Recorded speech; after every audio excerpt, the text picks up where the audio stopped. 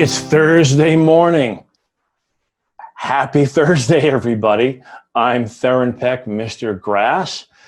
Check out the new digs behind us, huh? We're kind of moving up here. It's a little more fun. Nice background. Hope you're enjoying the improved weather. And welcome to another session of what I call Turf Talk. I'm really enjoying the weather. And again, thank you for joining me. I am Mr. Grass. And I'm going to hopefully we'll have a little fun and learn some more things today. Before I get into who Chippers is, I want to give a shout out to all of the webinar folks that have actually invited me to their lawns over the past week.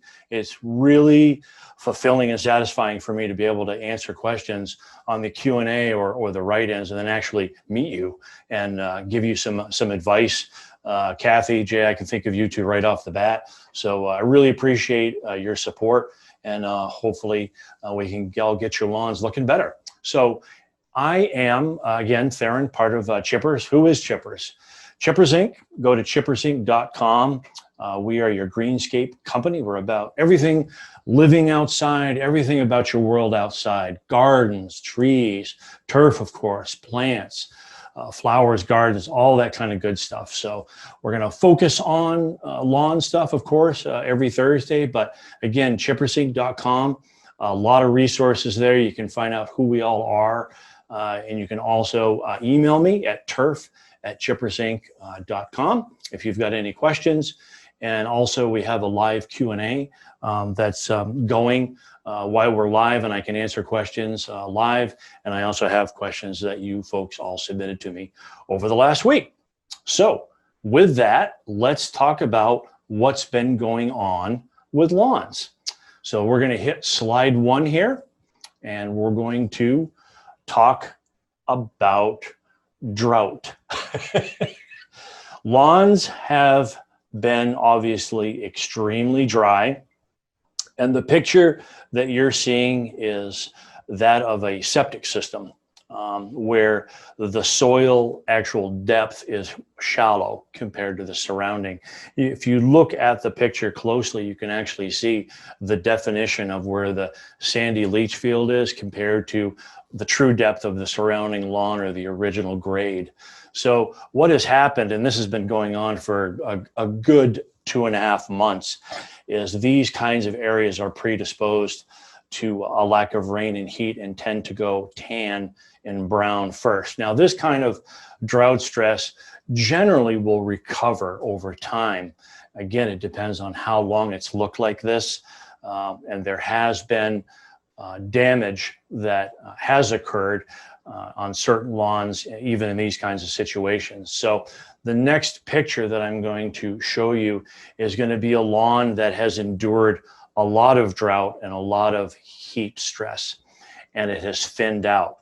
So this is a picture of a lawn that has thinned out and has succumbed to the heat.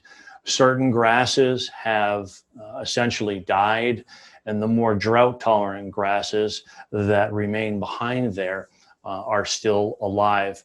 This picture is only a few days old. So this brings up a really good point. This kind of a lawn is a perfect candidate for aeration and overseeding in our soil restoration service, which is partly compost.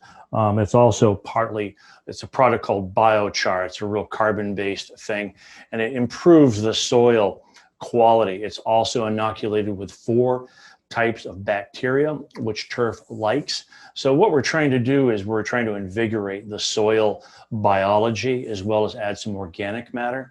So you aerate and over this thing, probably go over it maybe 4 or 5 times, put a lot of holes in there.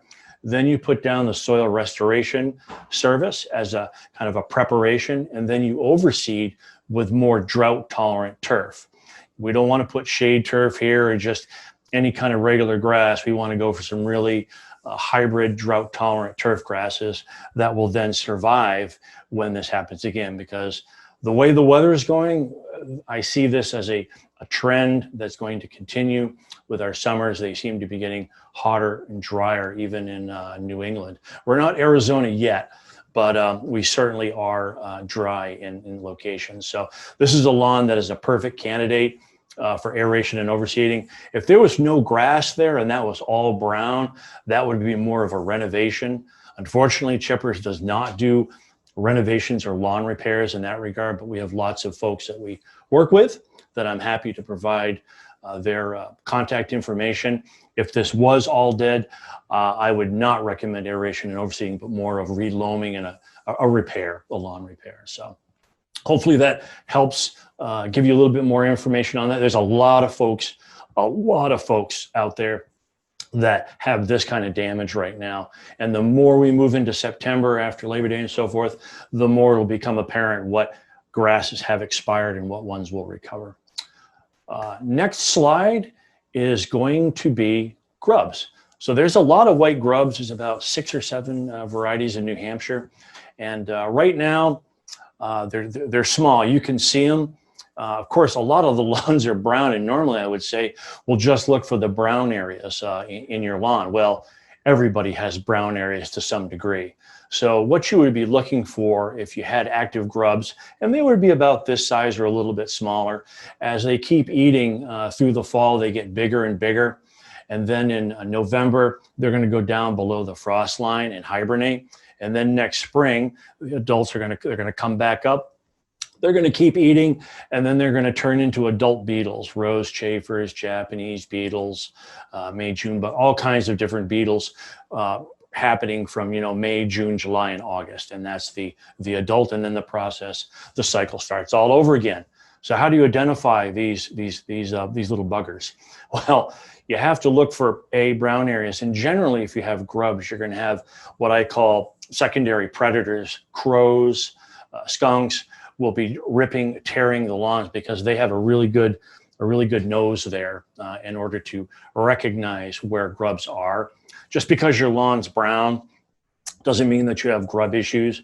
But if you have tearing and these predators looking and tearing up your lawn, you might have grubs, and you might only have a few. So a few is not a problem, and actually it's the skunks and the crows that cause more damage than the grubs themselves. Grub control is best done in the spring and the summer. We're actually reaching the very end of when you can successfully treat with a preventative grub control. As a matter of fact, this is pretty much the next couple of weeks, and then that's it. Then you have to go to a different product that doesn't work as well. So if you think you have grubs, you want to pull at the turf and look, and if you see him just like that picture, you've got a grub, and then it can be dealt with in certain ways.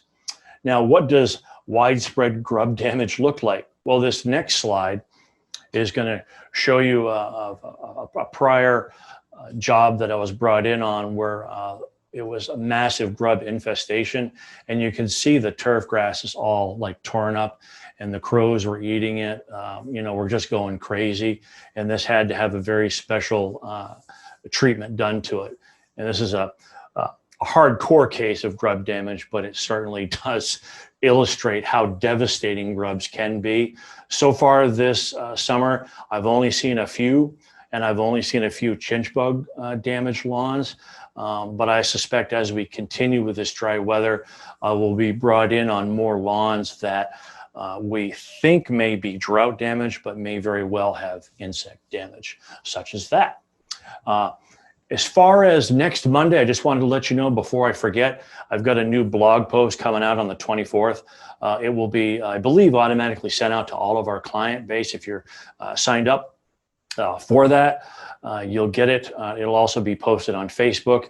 And I'm going to talk about some of the things that are the most important things that you can do to your lawn this fall, like aeration and overseeding, different kinds of potassium, compost teas, the soil restoration that I talked about.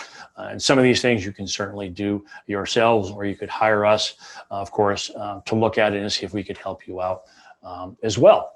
Again, the Q&A live session is open. So if you have a question on anything that I've just talked about, feel free to send me a question. Otherwise, I'm going to get right into the questions that were sent.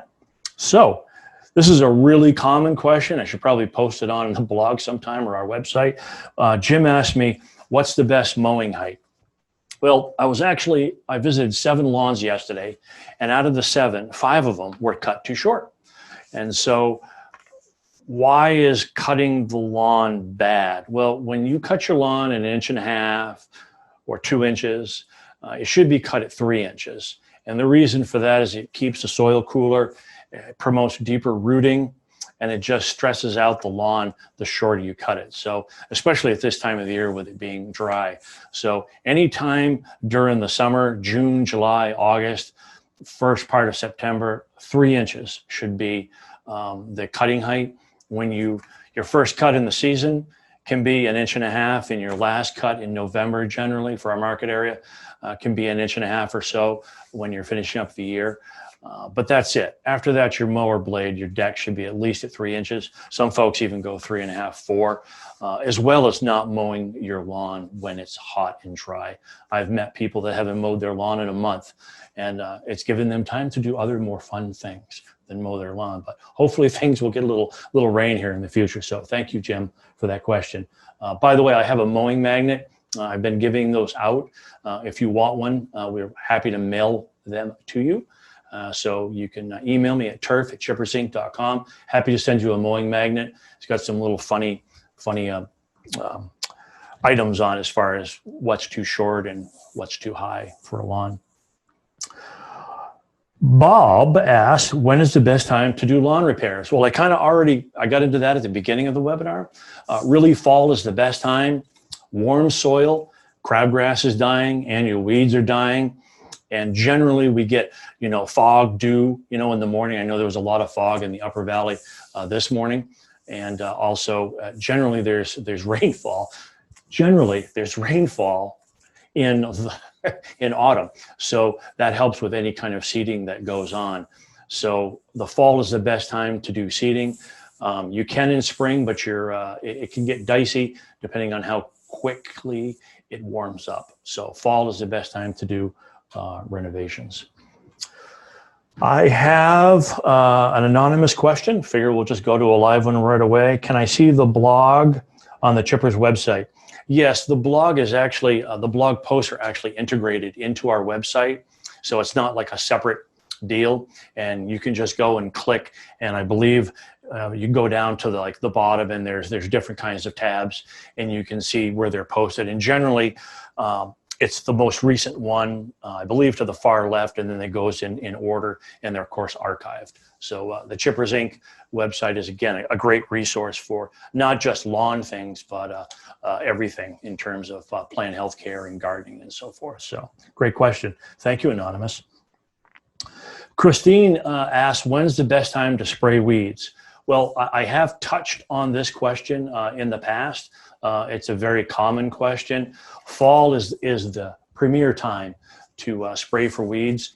That's because they're actively growing and the weather is cooling off, and it just works a whole lot better in the fall. And I know I've had this conversation with a lot of folks. I actually have it's a daily conversation with folks. So if you do have those weeds, the ground ivy, the violets that are still green, and your lawn's brown and dormant, the best time to put a hurt on them is September and October. And depending on the product, organic, you can spray up to 4 times.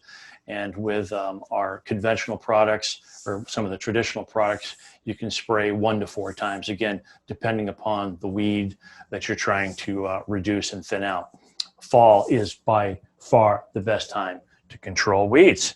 Thank you for that question. Bryant asked pretty much the same question. When's the best time to control Creeping Charlie? So violets, ground ivy, aka Creeping Charlie, and I had pictures of that last week in terms of what it looked like.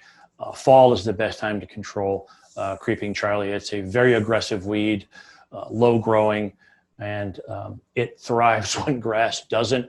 I guess that's why they call it a weed. It seems that if we had lawns of weeds, they'd all be doing good right now. So the best time to spray for Creeping Charlie is the fall. And again, 1 to 4 sprays depending on how much of it you have. We can either area spray for that, do an area spray like the size of a table, or if your whole lawn's infested, we'd want to do a blanket spray for Creeping Charlie. Good question. Becky asks, my front lawn is sandy. What can be done to improve it? Well, you're not alone, Becky. A lot of folks have sandy lawns, especially new lawns. It seems that when you buy a new house, the lawn may not be up to the kind of standards that I or you would probably like to have, as well as a lot of the soils are sandy in New Hampshire. So there's quite a few things. Getting on a regular fertility program with organic matter, doing compost teas, adding organic matter through that, seaweed, improving the biology. I had touched upon the soil restoration service that is actually compost and biochar, and I talked about the carbon and kind of the stuff that you would get from a forest, trying to put that onto your lawn. Also, mulching your clippings. Whenever you mow, recycling your clippings back into your lawn over time does help. It's just like a crop. If you remove those leaves, all those nutrients, you're just carrying them off and you're putting it in a pile off to the side, which really is of no use to your lawn. So as a habit, always try to mulch your clippings when you're mowing at 3 inches. But those are the kinds of things that you can do to improve a sandy lawn over time, as well as aerating and overseeding and getting the lawn thicker, because obviously a sandy lawn is going to dry out quicker and it's going to be more prone to weeds. Great question. Thank you so much. I've got another anonymous question. If I was to only do 1 or 2 fall services, which ones are the most important? Well, that may seem like a simple question, straightforward. A lot of it's going to depend on what situation and the condition your lawn is in. There may be something going on where I might recommend lime or weed control or aeration and overseeding, and there might be another situation where I don't. So it would really depend upon the site, and I would have to look at it to exactly answer that question.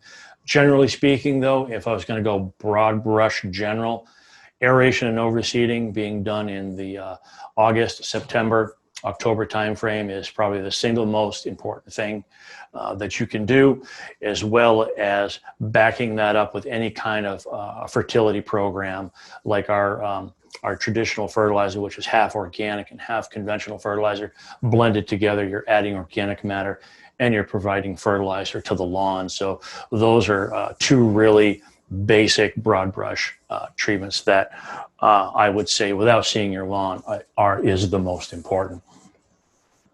I'm going to answer a question from Kathy. Asks, what towns does Chipper serve? All towns in the Upper Valley, ? So in terms of the lawn division, we service anywhere from Bethel, Vermont, all the way down 89, down to Chichester, Epsom, and Concord, and then all the way up the interstate to Lake Winnipesaukee. So it's kind of like an L or a V, if you will. That's our footprint. The tree division and some other divisions go further than that. But as far as the lawn division, that's where our footprint is. And we service all the towns in the Upper Valley, all the way up to Bradford, Vermont. In fact, we even have a customer in North Haverhill. That's a hike. Thank you for that question. Stan, when is the best time to lime? That's an easy one, and thank you for asking that. I love easy questions. Anytime is the best time to lime. It's not date related. It's not weather related. It's not related to any other treatment that you could do or I could do or the chippers could do to your property. So anytime is a good time to lime. Depending upon the type of lime that you're applying, it may take 6 to 12 months, or it may only take 2 months, depending on what type of lime you're using. So you need to keep that in mind. Also, limes of today are not like the old crushed dolomitic or the old crushed limestone of days of old that, you powder on the field and it makes a mess, big white cloud. Limes today have humic acid, they got enzymes, iron coated on it, all kinds of stuff to do more than just adjust the pH. So it really depends upon what you're trying to do, whether pH adjustment is your primary concern, which obviously lime tends to raise the soil pH, acidic being in the 5 range, which is what most soils are, 7 being neutral, and above that is alkaline, and those are more of southern soils. So anytime. Lime anytime you want. Another question from Anonymous. Maybe I'll call you Bob instead of Anonymous. What's the best way to get rid of grubs? I kind of touched on this earlier. The best way to get rid of grubs is to prevent them in the first place. An ounce of prevention is huge. The product that we use, Acelepryn, is very environmentally people-friendly, bee-friendly. It goes down at a very low rate, and it does an excellent job, and it can be applied anywhere from early April, all the way through pretty much the end of August. And I had mentioned that time frame is ending. After that, the products that are available to us don't work nearly as well. It then doesn't become a preventative treatment. It becomes a curative treatment. In other words, the picture in the slide I showed earlier of the grub, that would be a curative spray where you can either let it be and see how the lawn does, or we can do a curative spray. Generally, those sprays, you're lucky to get 30% control on that kind of a product. So you have to bear that in mind. So certainly an ounce of prevention and doing the preventative, which most of our clients do, is the way to go. So that was a good question. Thank you so much. John says, can anything be done about crabgrass at this time of the year? Yeah, that's a real good one. Crabgrass has been going crazy because it's been so hot and dry. Nice limey green. You want to cut it up, make a salad out of it. No, you don't. So crabgrass is a really aggressive annual weed. So yeah, it's going to die in October when the frost hits it. But there are products that you can spray right now so that it doesn't keep growing and become the size of a table. So the key here is that it's ugly. It's going to set seed. It's going to put out thousands of seeds per plant.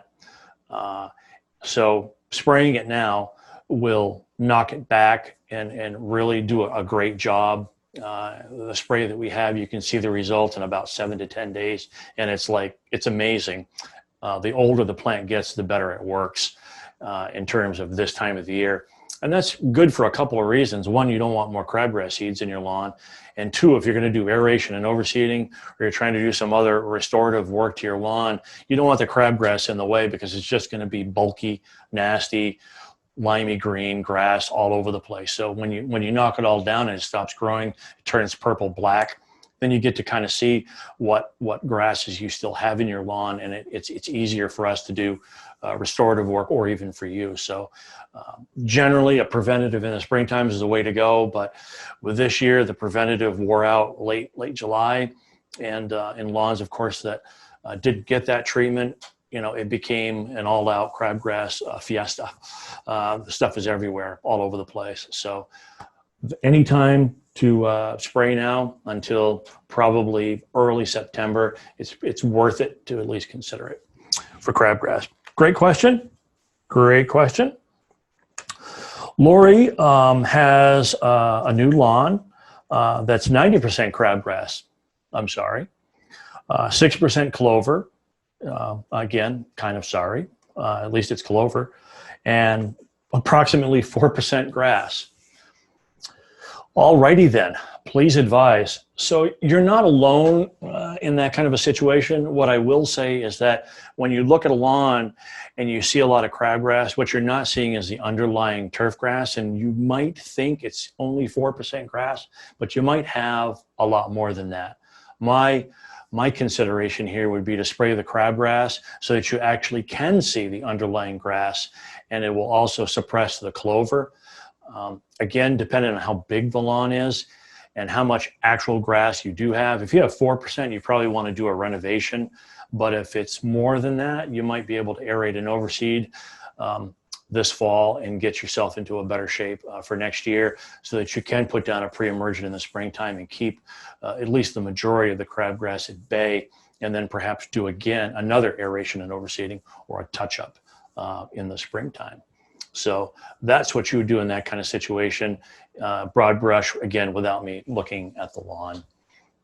I want to give you the tip of the week this week. So I want to talk about seed. I've been talking to a lot of folks lately that are just like, oh, I go out and buy X all-purpose, seed. You're doing yourself a disservice when you just go and get, 10 pounds of brand X or whatever. You've got to look at the label on the back and the percentages of what types of grasses are there. Chippers has 5 different types of grasses, and each type of grass blends has 4 blends within it dependent upon what you're doing. So you've got a real sunny, nice bluegrass, fine fescue and rye blend, an all general blend, great grass. Then you've got a drought tolerant grass like that should be used in the pictures that I showed earlier, the slides. That's the kind of grass that we're going to overseed into those lawns. Very specifically drought tolerant, tall fescue hybrid grasses. Again, not a general blend. You want to get the right seed for the right location. Shade seed, deep shade seed, a lot of fescues in that. So my tip of the week really is before you go out and spend 30, 40 bucks on seed, stuff's not cheap. Look at the label. Where are you putting it? And that is my tip of the week for the seed. I want to thank you for joining me. I can't believe it's like 20, 25 minutes has already gone by. I hope you've enjoyed, learned something today. Remember, email me questions for my next webinar. I love to have a little preparation time. I'm happy to answer them on the fly, but the more that I get, it's great, and it helps me actually look for the problems in the field and get more pictures so I can address it. So I thank you for joining me, and I'll see you next week, and have a great weekend. Thank you so much.